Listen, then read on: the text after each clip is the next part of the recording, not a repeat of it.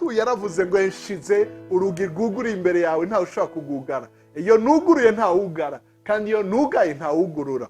Imana ishimwe cyane. Akugururire aho abandi bavuga ngo harugaye babone birengana batazi ingene vyaje, kandi yugare ibigwara n'ibindi vyagutera byose, n'umubabaro n'intimba n'ikibi cyose n'umwiza n'abadayimoni avyugarane bigume hanze. Mwaba mudukurikira mu kiganiro igihe c'impemburo, ndabaramukije amahoro ya Kristo. Ijambo dusanga mu butumwa bwiza uko bwanditswe na Yohana igice ca 20 umurongo wa 26 gushika 31.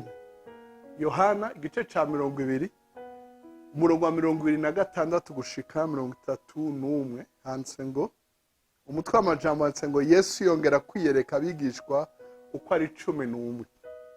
Maze iminsi 8 ishize abigishwa bari mu nzu kundi gusha na Toma bari kumwe.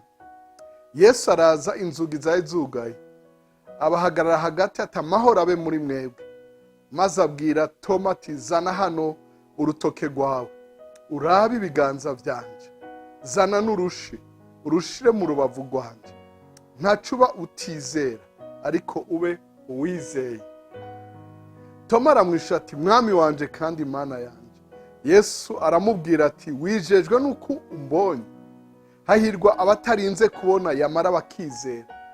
Hariho n'ibindi bimenyetso vyinshi Yesu yakoreye imbere y'abigishwa bitanditswe muri iki gitabo, ariko ibi vyandikiwe kugira ngo mwizere yuko Yesu ari we Kristo, umwana w'Imana, no kugira ngo mwizeye mugire ubugingo mu izina ryiwe. Imana ishimwe cyane.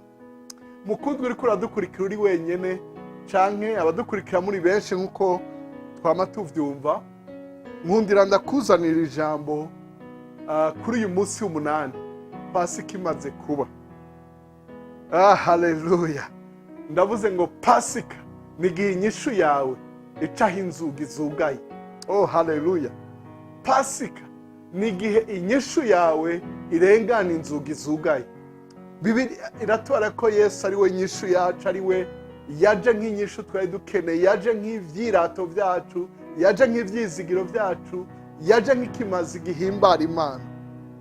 Uyu ni abigishwa bari barindiriye, uyu ni abigishwa baguma bibaza ivyabo, bamwe bakizera abandi ntibizere, ariko uko biri kose yaraje, inzugi zugaye arinjira.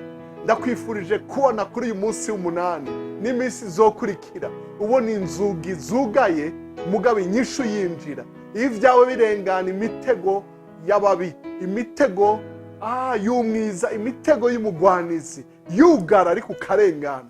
Kubera iki? Kuko yaravuze ngo nshize urugi rwuguriye imbere yawe ntawe ushobora kugugara. Iyo nuguruye ntawugara kandi iyo nugaye ntawugurura. Imana ishimwe cyane. Akugururire aho abandi bavuga ngo harugaye babone birengana batazi ingene vyaje, kandi yugare ibigwara n'ibindi vyagutera byose, n'umubabaro n'intimba n'ikibi cyose n'umwiza n'abadayimoni avyugarane bigume hanze muri iki gihe ca Pasika. Inyishu yawe, haleluya, nk'uko aba bari barindiriye Yesu akabona araje, wewe warurindiriye inkuru nziza ubonije, wewe warurindiriye gutabagwa mu buryo bumwe canke ubundi ubone bishitse aho abantu bataziga. Imana iguhezagire nk'uko yabikoreye intumwa igihe kimwe zari zugaranwe kubera gushinga intahe Yesu, basanga umwango urugaye ariko basohotse. Ndavuze ngo bagume bacunze ku mwango ariko wasohotse. Imana iguhezagire, iyi Pasika ikubere Pasika yo kubona inyishu yawe irengana inzugi zugaye. Uragahezagirwa we n'abawe. Urakoze kudutega yombi no gusangiza abandi ubutumwa bwiza. Ibihe vyiza mu bawe no mu vyawe. Amen kandi amen.